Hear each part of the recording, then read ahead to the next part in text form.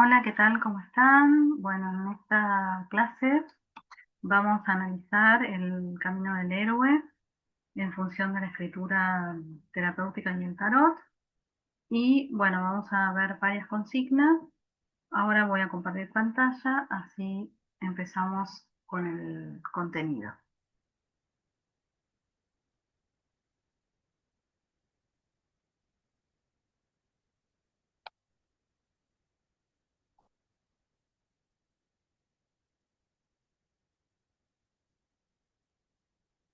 Bueno, ahí aparece el primer PDF. Bueno, les aclaro antes de empezar, esta es una grabación que estoy haciendo, que corresponde a un taller que estoy dando de 4 clases, que se llama Del arcano al relato. Es un espacio donde vamos a aprender distintas técnicas para vincular el tarot a la escritura terapéutica. Para pasar en limpio este taller, estoy realizando estos videos como lo estoy haciendo en otros cursos con buenos resultados, porque a veces surgen temas personales y me veo obligada a cortar la grabación, o vamos y venimos en los distintos temas y la clase queda confusa. Entonces, a pedido de los alumnos de otros cursos, y me doy cuenta que es un recurso que está muy bueno para implementar, para que todo quede prolijo, estoy haciendo este video, sobre todo porque en este tipo de talleres, como el que estamos viendo ahora de tarot como escritura terapéutica, surgen muchos temas personales, y también me han dicho algunos alumnos que prefieren que por favor eso no quede grabado, porque después lo subo a un canal de YouTube. Bueno, es público, ¿no? Entonces, por una cuestión de respeto y a estos alumnos que me dan su confianza y demás, yo no puedo subir este contenido grabado. Entonces, lo paso en limpio, que por otro lado me parece más útil, ¿no? Bueno, los que no participaron y los que participaron también. Bueno, vamos a hacer un repaso primero de en qué consiste el camino del héroe del loco, porque esto nos va a servir de base para trabajar después todo lo que tiene que ver con lo terapéutico y la escritura específicamente. Bueno, lo que les puedo decir es que el camino del héroe o el loco, en este caso, es un camino que se asimila al camino del tarot. El camino del tarot de lo que trata es de un camino de vida, ¿no? Un camino de expansión de la conciencia, de distintos estadios por los que va a ir atravesando ese ego conciencia hasta llegar a la iluminación. Y este camino lo podemos dividir en 3 momentos, ¿no? El primer estadio, que acá lo ven, del mago al carro, y que tiene que ver con la educación del héroe, ¿sí? Sus primeros tiempos, sus primeros pasos.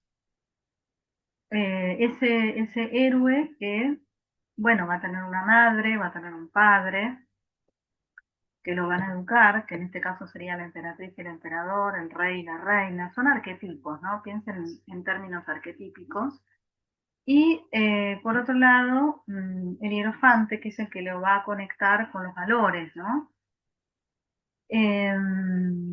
Y bueno, el mago y la sacerdotisa, que son arcanos que están en un plano superior, digamos, en el plano transpersonal, ¿no? Fíjense que se tienen en general en los manuales, en algunos manuales, se los relacionan con el signo, perdón, con el planeta Urano, en el caso del mago, y con el planeta Neptuno, en el caso de la sacerdotisa. Entonces estamos en niveles superiores, ¿sí? Pero que de alguna manera también conforman el inconsciente colectivo del que es parte este ego conciencia, porque todos como seres humanos compartimos el inconsciente colectivo. No nacemos tabula rasa, sino que ya venimos con todo este contenido por el solo hecho de pertenecer a la especie humana, ¿no? Entonces, una aclaración importante es que no vamos a hablar de géneros acá, de género masculino o femenino, sino que de lo que vamos a hablar es de energía, ¿no? Siendo la energía masculina lo expansivo, lo que tiende a ir hacia al exterior, ¿no? La conquista, el logos, el pensamiento.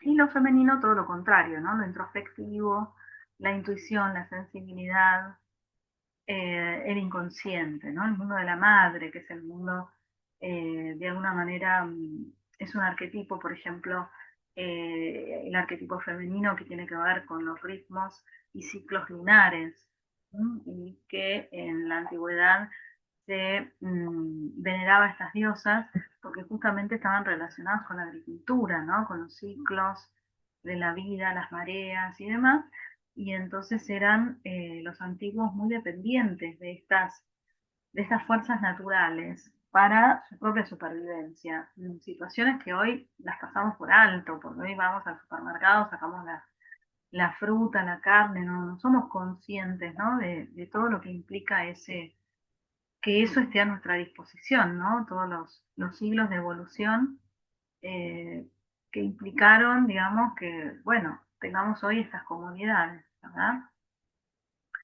Bueno, entonces el loco es el infinito, no lo ponemos acá porque no forma parte del camino, porque en definitiva el loco es el todo y la nada y está presente en cada una de las cartas. Entonces podríamos decir, volviendo para atrás, que mago y sacerdotisa son esos padres espirituales, ¿no? Y el rey y la reina, el emperador y la emperatriz son los padres terrenales. La madre terrenal, con sus aspectos positivos, lo nutricio, lo contenedor, lo amoroso, y sus aspectos negativos. El ansia de devorar a la criatura, el no querer permitir que esa criatura crezca y se desarrolle sin ella, lo retentivo, ¿no? Bueno, todo eso que tiene que ver con lo maternal en sombra. Y por otro lado, el emperador, que es este gobernante, ¿no? Que tiene una espada y un cetro, que está también en un trono, que le da la espalda a ese castillo que está atrás, que está sobre un paisaje árido, totalmente diferente al paisaje de la emperatriz, que es un paisaje fértil, lleno de vida, de agua. Y este emperador es el que tiene como misión defender y proteger aquello por lo que ha luchado, en definitiva, ¿no? Por eso se lo relaciona con el padre protector.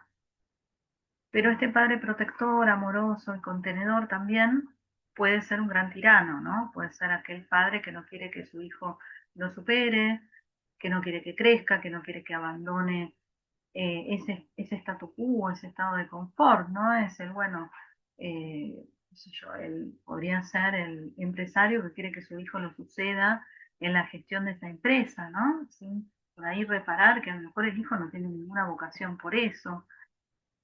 En fin, distintas situaciones para un emperador posicionado en sombra. Después tenemos al hierofante o al papa o al sumo sacerdote, que es este puente, ¿no? Entre el misterio y el iniciado, ¿no? Es el que nos educa en valores, el que educa al héroe en los valores, y que en sombra puede ser también una energía muy dogmática, muy rígida, que busca aplicar, ¿no? el dogma y son, digamos, arquetipos que en sombra no reparan en lo individual, ¿no? Sino que hay un orden superior que tiene que ser respetado y la individualidad queda en un segundo plano. Después encontramos al número 6, que es el joven enamorado o los enamorados, que en este tipo de tarot más profundo, digamos, no está representado como la pareja feliz, ¿no? Donde todo está resuelto, sino que es más que nada una imagen de lo que hay que realizar, ¿no? O sea, eh, en el tarot encontramos este tipo de lenguaje paradójico, ¿no? Porque el lenguaje simbólico es paradójico. Entonces, el que tiene que salir a buscar al mundo, en definitiva, se va a terminar dando cuenta que lo que fue a buscar estaba dentro de sí mismo, ¿verdad? Entonces, ese joven enamorado tiene como misión, de alguna forma, salir de la zona de confort, de todo este mundo estructurado que fue necesario, ¿no? Para armar ese ego, pero que en algún momento empieza a pesar, ¿no? Empieza a sentir un llamado, el llamado, lo que Joseph Campbell llama, valga la redundancia, en su libro el héroe de las mil caras, el llamado a la aventura. Empieza a sentir esa chispa, ese llamado, esa tensión, esa incomodidad que lo hace distanciarse de alguna manera, simbólicamente o no, de su familia, para ir a buscar su propio destino. Entonces, aquí tenemos al ánima y al ánimo, ¿sí? Entonces, ese hombre irá a buscar su ánima, que es esa mujer que está en el inconsciente, ¿no? Que se ha ido formando, dice Jung, a partir de todas las imágenes de las mujeres que ha habido en su vida, las mujeres, la madre, la abuela, etcétera. Eso conforma el ánimo, pero queda en el inconsciente. Entonces, ¿cuál es la tarea de este ego? Bueno, salir a buscar esa ánima y poder integrarla. Y lo mismo le ocurre a la mujer, ¿no? Salir de esa zona de confort, ir a buscar ese ánimo que se ha conformado a partir de las imágenes masculinas. Bueno, ¿qué pasa entonces cuando ese joven, ese héroe, ese joven ego, escucha ese llamado? Se sube a su carro, ¿sí? Y este carro es este, que estamos viendo aquí, que es, bueno, es un hombre joven que atraviesa el fuego, ¿no? El fuego digamos, el fuego primigenio, ¿no? El fuego espiritual, podríamos llamarlo así, que tiene la corona en sus manos, no se la pone, ni nadie se la ha puesto, ¿no? No está coronado, porque hay muchos todavía caminos por recorrer, ¿no? Y lleva la serpiente enroscada en sus manos, la serpiente como símbolo de la transformación que va a ir ganando, ¿no? Que va a ir adquiriendo a través de las distintas experiencias que este joven ego va a ir atravesando. Muy bien, pasemos entonces al segundo camino. El segundo camino o el segundo estadio en el tarot junguiano, que es el que estamos viendo específicamente, empieza en la fuerza. Acá tenemos una diferencia con el tarot de Marsella. Donde Marsella la fuerza se ubica en el número 11 y la justicia se ubica en el número 8. Bueno, aquí Wang sigue un poco la tradición del tarot Rider-Waite, ¿no? Donde hace esta inversión y donde coloca a la fuerza como el signo de Leo. Entonces, ¿por qué la fuerza?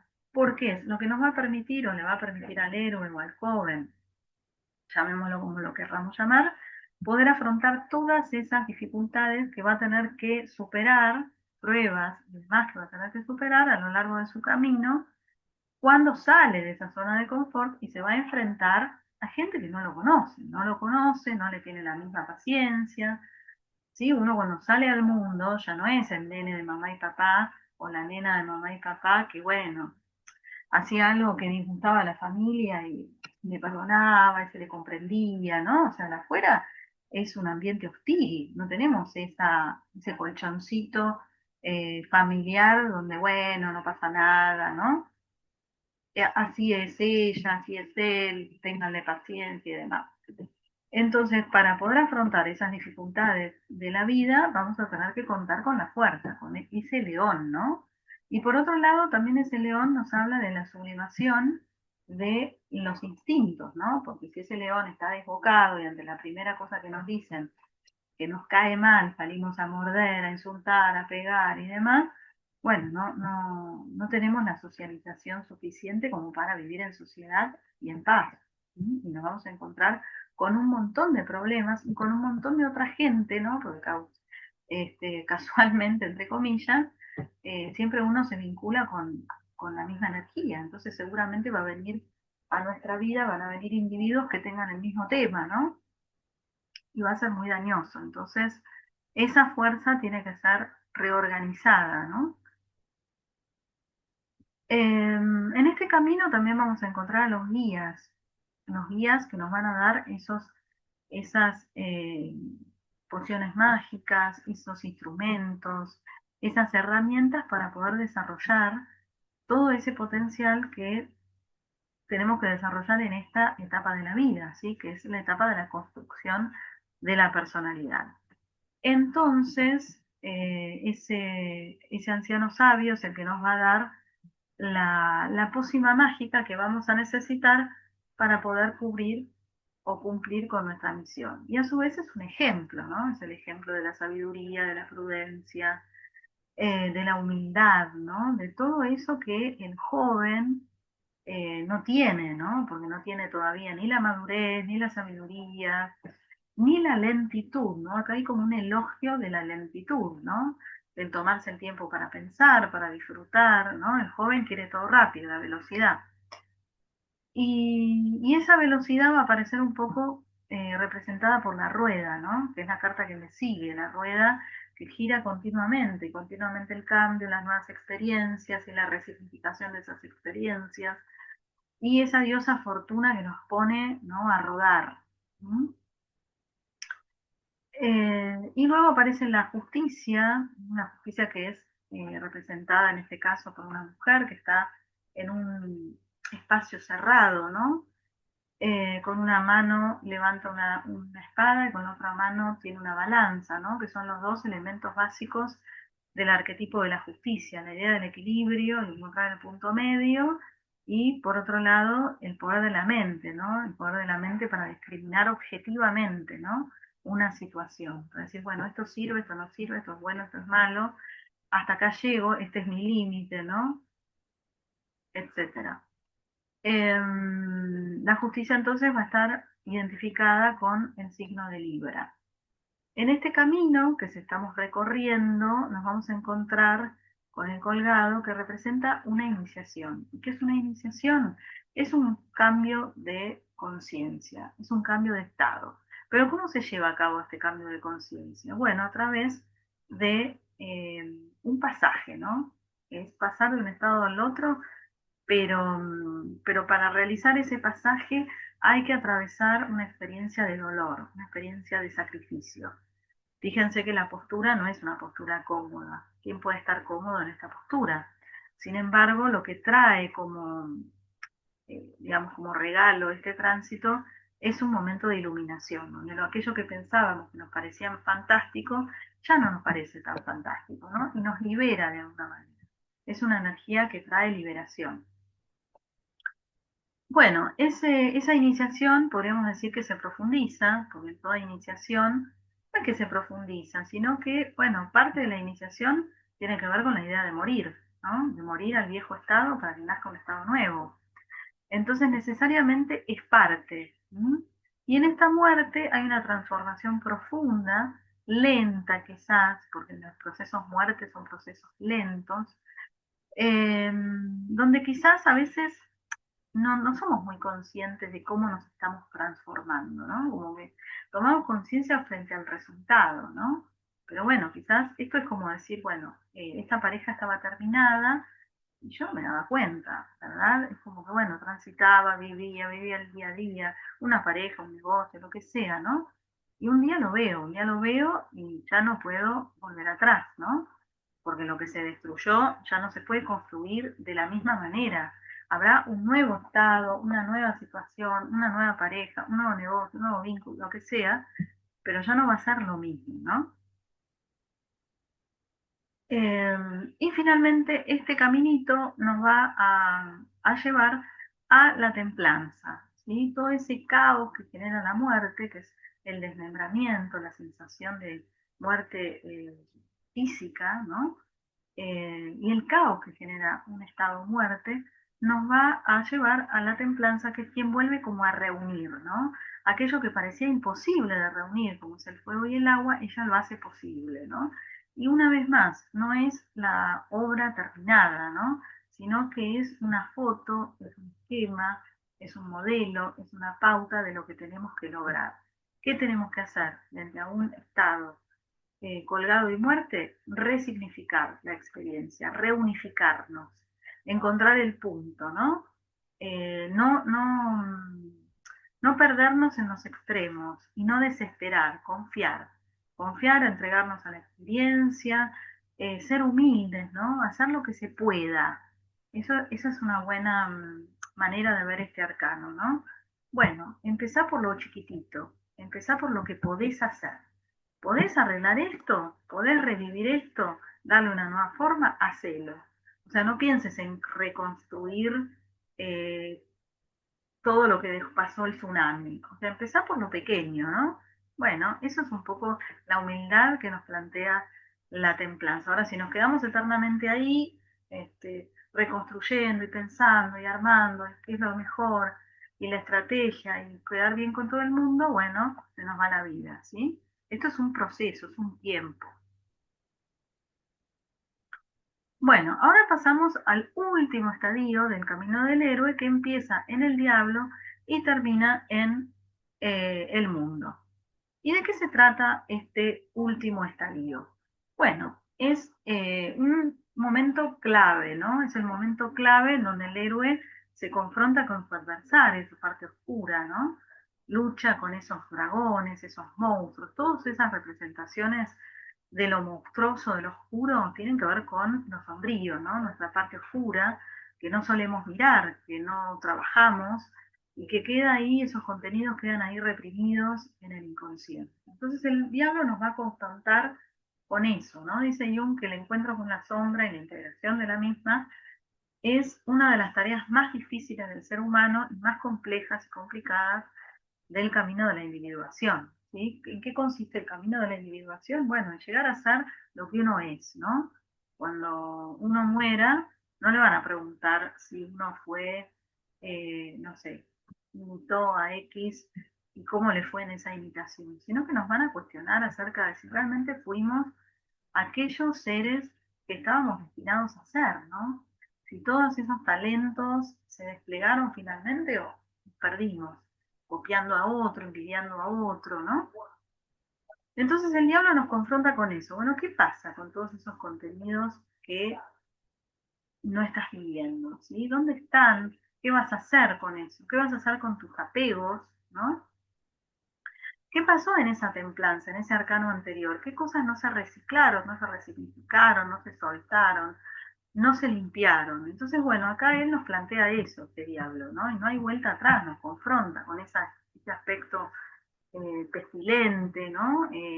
Esos dos personajes que están atados, ese pececito que apunta hacia la izquierda, el símbolo como el pez como el símbolo de Cristo, apuntando hacia la izquierda, hacia el inconsciente, ese sol negro, oscurecido, ¿no? Ese paisaje árido, esas aguas contaminadas, oscuras. Bueno, entonces de ese encuentro con ese personaje, tiene que surgir la luz, ¿no? Porque si no, ¿cuál es el sentido? Entonces, estar divididos es estar en el diablo, estar unidos es estar en Dios. Cuanto más unidos estemos, aceptando a ese diablo, más fructífera va a ser nuestra existencia. Ahora, si estamos divididos y miramos nuestras partes oscuras, todos esos contenidos nos vienen por destino. ¿Qué sucede en la torre? Bueno, una vuelta más, una vuelta más. La torre es ese padre terrible, ¿no? Es ese padre iracundo que destruye, ¿no? Destruye lo construido. ¿Y qué es lo construido? Bueno, lo que no tiene un buen cimiento, ¿no? Porque se construyó sobre una base falsa.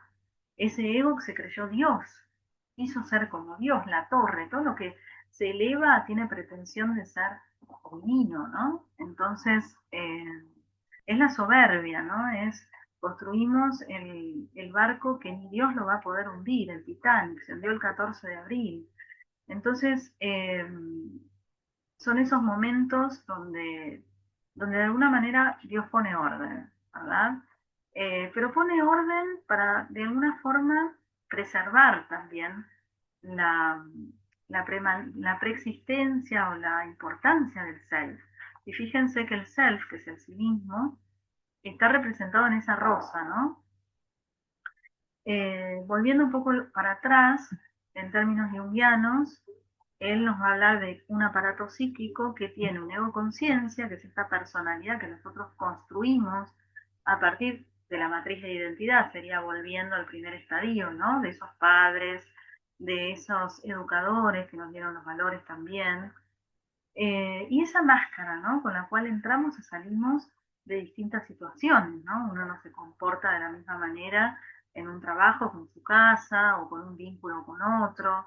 Entonces, la ventaja de esa máscara es que me permite ocultar lo que realmente pienso, lo que realmente siento, y me sirve, vuelvo a decir, como protección, ¿no? Pero después hay otro aspecto de la psique, otro elemento muy importante de la psique, que es el centro en realidad, que sería como el Sol, ¿no? Como el centro del sistema solar, que es lo que Jung llamó sí mismo o self.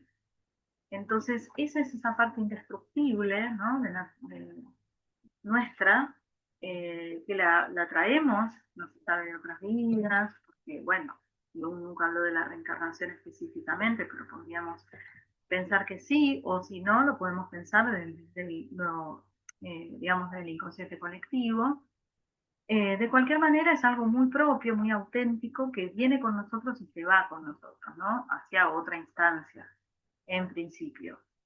Eh, entonces, ese ego conciencia no es la verdadera personalidad. Esa es una personalidad construida, inventada, que nos sirvió para vivir gran parte de nuestra vida adulta, pero en algún momento hay que hacer el cambio y hay que empezar a darle lugar a este sí mismo que de alguna forma pulsa, ¿no? Pulsa por hacerse visible, ¿no? La idea es eh, que ambos, ego y sí mismo, caminen de la mano, ¿no? Este sería como el joven y el viejo dialogando, ¿no? El aprendiz y el maestro, polemizando, dialogando, conversando, ¿no? Esa es un poco la idea, la imagen que tenemos que tener, ¿no? Para tener una existencia más integrada, porque si no, dice Jung, todo lo que no se integra deviene en destino. Entonces, bueno, mejor incorporarlo nosotros a conciencia. Después encontramos a la estrella, que es la estrella de 8 puntas. La estrella de 8 puntas tiene que ver con Mercurio, con el infinito, ¿no? Y esta estrella, ¿qué nos propone? Bueno, ampliar nuestra mirada, ampliar nuestra perspectiva.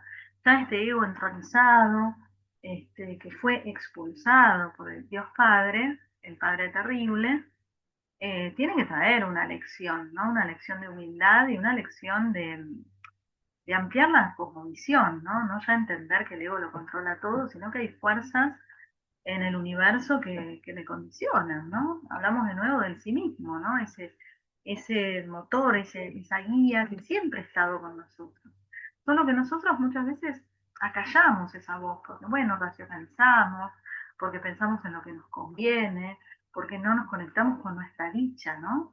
Yo creo que es un arcano que empieza como a abrir el camino de la dicha y del sentido, ¿no? ¿Qué sentido tiene tu vida? Y ahí aparece ese ojo, ¿no? Ese ojo en el medio del mandala, que es el ojo de Dios, que te observa, ¿no? Que siempre te ha observado, pero que ahora vos sos consciente de esa observación también, ¿no? Vos también observás. Observás y te dejás moldear, porque fíjense que la figura es una figura que está desnuda, no hay máscara, ¿no? En términos junguianos, el ropaje, las botas, los zapatos, todo eso tiene que ver con la máscara, ¿no? Aquí no hay máscara. Aquí se ha perdido todo y hay que volver a empezar. Entonces, ¿qué máscara puede haber? Cuando una persona pierde todo en una inundación, su casa, también pierde su casa, su ropa, todo lo que la representaba, ¿no? Su identidad, parte de su identidad proyectada estaba ahí. Entonces, cuando uno ha perdido todo, ya no importa la máscara, lo que piense el otro, cómo yo me posicionaba frente a los demás, ya está, ¿no? Hay que empezar de nuevo. Y para empezar de nuevo hay que conectar con ese cielo, ¿no? De donde vamos a extraer esa agua y la vamos a verter, digamos, a vertir en ese lago, ¿no? Vamos a hacer ese trabajo de entrega, ¿no? De entrega con humildad. Después nos vamos a enfrentar a la luna. Fíjense que una aclaración, el arquetipo femenino y masculino no son arquetipos que tienen una sola cara, ¿sí? El arquetipo masculino es el padre, es el maestro, es el hierofante, es, eh, es el anciano sabio, ¿no? Es el joven héroe, es el niño, es todo eso. Lo mismo sucede en lo femenino. O sea, no piensen que por acá, porque hay aquí una mujer joven y a continuación una mujer vieja, son dos cosas diferentes. Son aspectos de un mismo arquetipo, ¿no? Son como miradas diferentes y propuestas diferentes. Entonces, la luna nos va a confrontar con la ilusión y con el miedo. Esos son los dos factores importantes de la luna. Fíjense, la mujer, la anciana, que corta camino, ¿no? Corta el acceso al camino y para poder atravesar esa ciudad nos pide que nos transformemos, ¿no? Fíjense los símbolos de transformación y regeneración.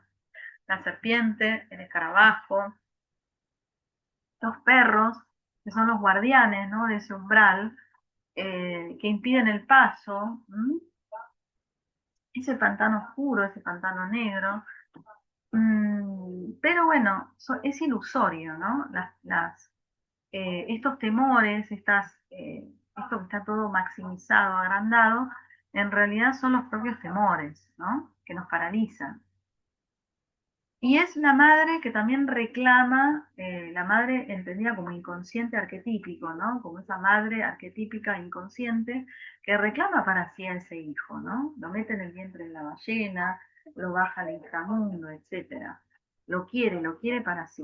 ¿Y cuál es la tarea del héroe? El rebelarse, ¿no? Cortar con los lazos de esa madre, a pesar de que él también tiene ganas de volver a ese útero y olvidarse de todo, ¿no? Como Odiseo que queda perdido ahí en la isla de Circe un montón de años y un día se despierta y dice, pero ¿cuánto tiempo pasó, no? Bueno, es eso, ¿no? Es ese héroe que en un punto también tiene ganas de regresar a esa madre, ¿no? Al principio la madre terrible y oscura, pero luego, bueno, el anhelo es volver a esa madre amorosa, que todo lo perdona, ¿no? Y que donde está todo otorgado, ¿no? Pero bueno, cuando el héroe se despierta y se da cuenta, emerge, ¿no? Emerge con otro estado de conciencia. Y por eso encontramos al sol el niño divino, ¿m? El niño divino que implica un renacimiento, ¿no? Y un renacimiento a partir del padre, ¿no? Yo el nacimiento de la madre, uterino, sino que es un nacimiento desde la identidad misma, ¿no? Ahora sé quién soy, ahora estoy más integrado con mis partes oscuras, ahora he llegado a integrar a mi ánima o a mi animus, ahora estoy empezando a entender cuál es el sentido de mi vida, ¿no? Y qué tremendo aquellas personas que no conocen el sentido de su vida. Eh, ¿Por qué? Porque el sentido de nuestra vida nos hace conectar con la dicha, ¿no? Nos da plenitud. En cambio, si no conocemos el sentido de nuestra vida, estamos como exiliados de la vida, como apartados, ¿no? Como que hay algo que nos falta, un vacío que nunca se llena, ¿no? Es como esas aguas de la estrella que nunca terminan de llenar, de fertilizar ese valle, ¿no? Eh, es como, bueno, sí, quiero más, quiero más, quiero más, pero no quiero más de lo cósmico, quiero más desde lo egoico, ¿no? Entonces es, bueno, compré esto y ahora quiero esto otro y esto otro y esto otro. Y ese espacio, ese vacío no se llena jamás, porque eh, ahí hay un tema, ¿no? Un tema con el sentido, ¿no? ¿Qué sentido tiene tener 400 autos, 400.000 pares de zapatos o 400.000 mazos de tarot? ¿Mm? O libros, ¿no? Bueno, y me hago cargo un poco de lo que digo, porque yo también a veces caigo en eso, ¿no? Es decir, bueno, compro un mazo de tarot, estoy alucinada, y no termino de estudiarlo, que ya estoy tentada a comprarme otro. Entonces ahí es donde digo, bueno, paremos. ¿Cuál es el sentido? ¿Tener 400.000 mazos? No, el sentido es saber más, estudiar más. Si estoy todo el tiempo buscando el nuevo, no me puedo conectar con el que tengo, ¿no? Entonces, bueno, ahí es donde uno tiene que plantearse acerca del sentido, ¿no? ¿Esto qué sentido tiene? ¿Cuál es el sentido? Pero no el sentido de lo egoico, sino el sentido desde el alma, ¿no? Y por último, los dos últimos arcanos, que son el juicio y el mundo. El juicio implica también un renacimiento, ¿sí? Son estos dos personajes que emergen de la tumba. Tiene que ver con el arquetipo del milagro, ¿no? Eso que parecía que estaba muerto toma vida y el estruendo que hace el ángel es tan fuerte, el arcángel, mejor dicho, es tan fuerte que no puede evitar no escucharlo, ¿no? Entonces, bueno, aquí de nuevo la desnudez, ¿no? De nuevo la idea de la no máscara, ¿no? De que esta nueva vida es foja cero, ¿no? Es tabula rasa. Y finalmente el mundo, que es una carta muy interesante, muy difícil a veces de comprender. No es una carta que no suele salir mucho en las tiradas. Es un arcano que tiene que ver con un final, un fin de ciclo. Se creía que en los mazos más antiguos aparecía Jesús, ¿no? Con los cuatro evangelios, y ese Jesús esa imagen de Jesús fue reemplazada por la imagen de una mujer. Y en este caso, en este tarot, que es el tarot de Wang, él la rodea con el símbolo del infinito y bueno, las cuatro funciones psíquicas, el pensamiento, el sentimiento, la percepción y la intuición, o los cuatro elementos, la naturaleza, el agua, el fuego, la tierra y el aire, y indica un momento de completud, ¿no? De completud y de protección, donde yo puedo entrar y salir de un rol sin dañarme, ¿no? Donde he comprendido de qué va. Hay una comprensión acá, una aprehensión y una comprensión. ¿Mm? Y como todo este camino es un camino que no es lineal, sino que es cíclico, marca un nuevo comienzo, ¿no? Volver al principio para poder volver a atravesar parte de las experiencias que a lo mejor no se vivieron a fondo, u otras situaciones, ¿no? Donde nos van a poner a prueba eh, y vamos a tener que conectarnos con esa fuerza que nos dé justamente el coraje para poder atravesar esos inconvenientes, ¿sí? Bueno, hasta aquí el repaso completo, completísimo, de los tres estadios, de los tres mundos del tarot, que nos van a servir de marco para poder entrar en las consignas de la escritura terapéutica, ¿sí? Y el tarot.